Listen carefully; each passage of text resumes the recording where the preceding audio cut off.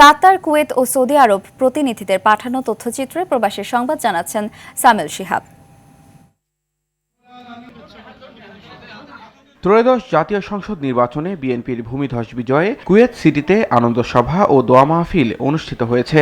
আয়োজনের সার্বিক ব্যবস্থাপনায় ছিলেন কুয়েত বিএনপির সাবেক সাধারণ সম্পাদক আবুল হাশেম এনাম ও সাবেক সিনিয়র সহসভাপতি আব্দুল কাদের মোল্লা।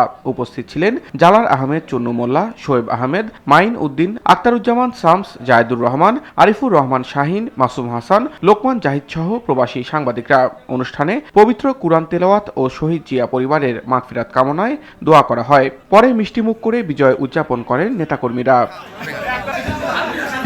দীর্ঘ 54 বছর পর পোস্টাল ব্যালটে ভোট দিতে পেরে খুশি সৌদি প্রবাসীরা।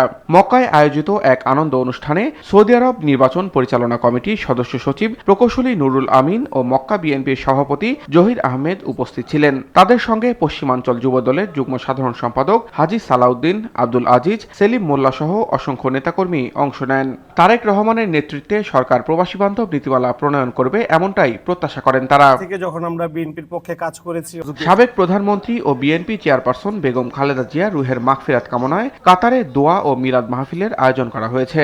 রিজওয়ান নিলয়ের সঞ্চালনায় অনুষ্ঠানের প্রধান উদ্যোক্তা ছিলেন ব্যবসায়ী ইঞ্জিনিয়ার মফিজ, বাহার উদ্দিন ও জাহাঙ্গীর আলম। মোনাজাত পরিচালনা করেন বেলাল খান দোলন। দোয়া শেষে মেহমানদের জন্য নৈশভোজের ব্যবস্থা করা হয়। সৌদি আরব প্রবাসী সাংবাদিক ফোরামের উদ্যোগে রিয়াদে ঐতিহ্যবাহী পিঠা উৎসব অনুষ্ঠিত হয়েছে। এতে ভাপা, চিতই ও পাটিসাপটা সহ হরেক রকমের দেশীয় পিঠার সমাহার ঘটে। ফোরামের সভাপতি সোহরাব হোসেন লিটনের সভাপতিত্বে উৎসবের সপরিবারে অংশ নেন প্রবাসীরা। ভারপ্রাপ্ত সাধারণ সম্পাদক এ কে আজাদ লিটনের সঞ্চালনায় উৎসবে উপস্থিত ছিলেন আব্দুল্লাহ আল মামুন, লিটন আব্দুল আজিজ, রেজওয়ান আহমেদ, মোসলেম উদ্দিন মুন্না সহ অনেকে। দেশীয় সংস্কৃতি তুলে ধরতে পিঠার পাশাপাশি ছিল খেলাধুলা ও সাংস্কৃতিক পরিবেশনা। প্রবাসের ব্যস্ত জীবনে এই আয়োজন এক মিলন মেলায় পরিণত হয়। সামিউল শিহাব, RTV।